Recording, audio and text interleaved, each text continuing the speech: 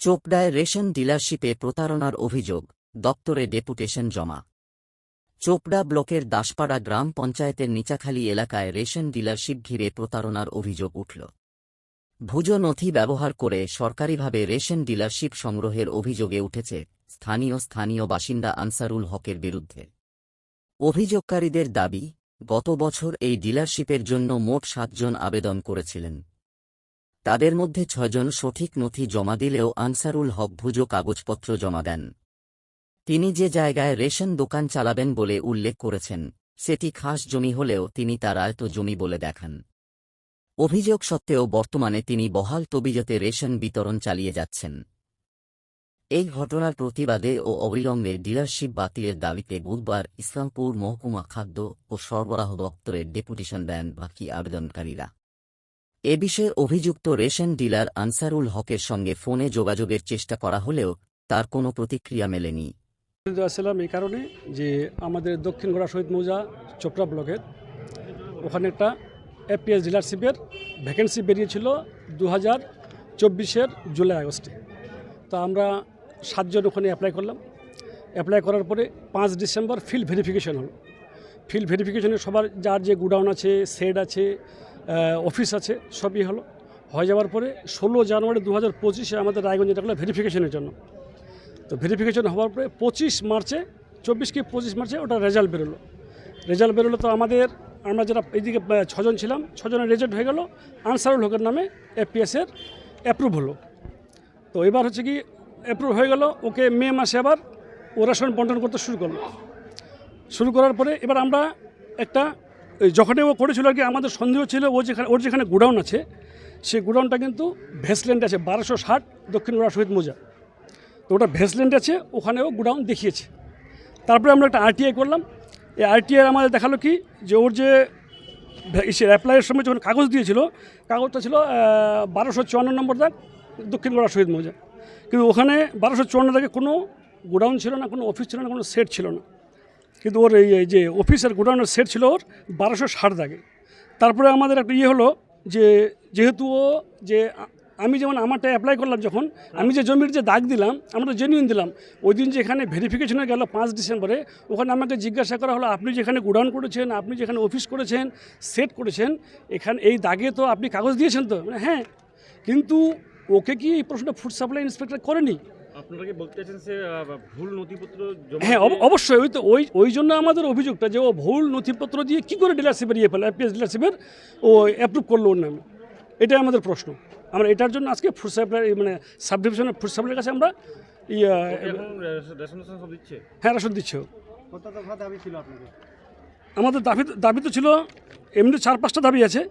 কিন্তু প্রথম কথা হচ্ছে কি, আমরা অফিসিয়ালি আর কি 29/3/2025-এ বিডিওর কাছে কমপ্লেন করলাম। তারপরে আমরা 31/3/2025-এ এই অফিসেই sub divisional food supply controller অফিসে এখানে অ্যাপ্লিকেশন দিলাম। আমরা বাই পোস্টে যে ডিসি আছে, ডিস্ট্রিক্ট কন্ট্রোলার আছে, ওর কাছে আমরা পাঠালাম 5/4/2025-এ। এতগুলো করার পরে আমরা কোনো রেসপন্স পেলাম না।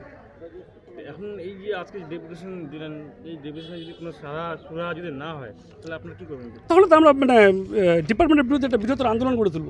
যে এইভাবে ভুল তথ্য দিয়ে যদি কেউ এইভাবে একটা এপিএস ডিলারশিপ পেয়ে যায়, তাহলে আমরা কি দোষটা করলাম? আপনাদের কি মনে হয় যে এই ঘটনায় ফুডসাল অফিসে কিছু অবশ্যই জড়িত আছে? এরা কি আমারটা যেহেতু তদন্ত করলো, তাহলে ওরটা কেন তদন্ত করলো না? যে ওর জমি ইটা যে আছে, গোডাউনটা যে আছে, প্রপার জায়গায় নাই, কোনো প্রপার যে ফ্লোর দিয়েছে 1254 আছে, 1254 কিছু নেই। এখন নতুন করে ওখানে তৈরি করতেছে আর কি, নতুন করে টাইবিং অবধি তৈরি করেছে। ভুল তথ্য দিয়ে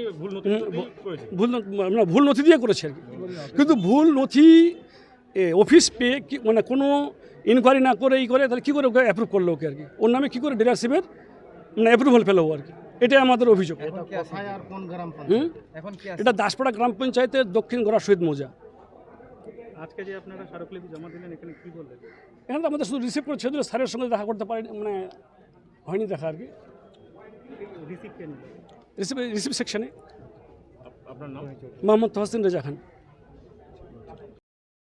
আমাদের আগে যে বললো যে একটা ডিলারশিপের নোটিফিকেশান বাইর হয়েছিল, ওই নোটিফিকেশন মোতাবেক আমরা আর কি 7 জন অ্যাপ্লাই করলাম।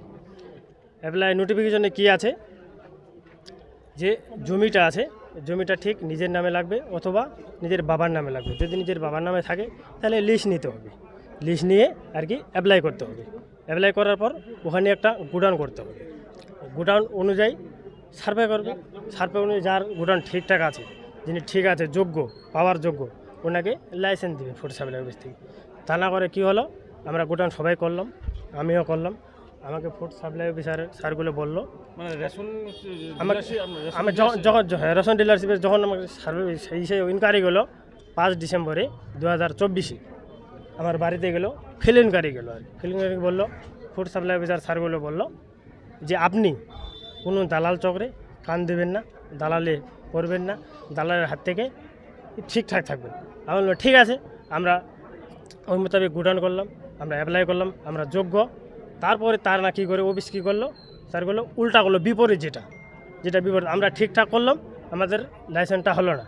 তারপর 25 মার্চে রেজাল্ট বাইর হলো, কী বলছে আমাদের এখানে রিজেক্ট। আপনার 6 জনকার রিজেক্ট, 6 জনকারে রিজেক্ট বাইর হলো, একজনকারে এপ্রুভ হলো আর কি।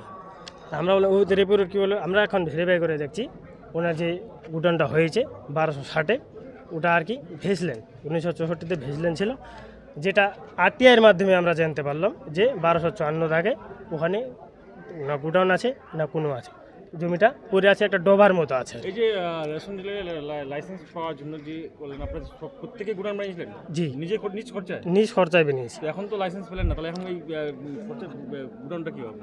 আমার প্রশ্ন হচ্ছে, একটা নোটিফিকেশন বাইরে হচ্ছে সরকারের তরফ থেকে, যে কেউ অ্যাপ্লাই করতে পারে, যিনি যোগ্য তিনি পাবে, একটা ব্যক্তি পাবে। সবাই 7 জনে অ্যাপ্লাই করেছি, 7 জনের লাইসেন্সটা পাবে এরকম কোনো মানে নেই, একজনে পাবে। আমার বক্তব্য হচ্ছে যিনি যোগ্য উনি পাও, যে কেউ পাও। তাতে আনসারুল যদি যোগ্য, আনসারুল যদি ঠিকঠাক আছে, আনসারুলে পাক, আমাদের কোনো ওখানে আপত্তি নেই। আনসারুলের বিরুদ্ধে আমাদের কোনো কমপ্লেন নেই। আমাদের কমপ্লেনটা হচ্ছে ফুড সাপ্লাই অফিসার যে স্যারগুলো গিয়েছিল আমাকে বললো তোমার নামে জমিটা আছে, আমি বললাম আছে। তোমার বাবার নামে আছে না তোমার নামে আছে? আমি বলছি আমার নামে আছে, গোডাউন আছে, ঠিকঠাক আছে, সবই ঠিকঠাক আছে। আমাকে যে এই জিজ্ঞাসাটা করলো, তাহলে আনসারুলকে এই জিজ্ঞাসাটা কি স্যারগুলো করেনি? স্যারগুলোকে ওর ডকুমেন্ট লেগেনি? তার কি ভেরিফিকেশন হয়েছিল?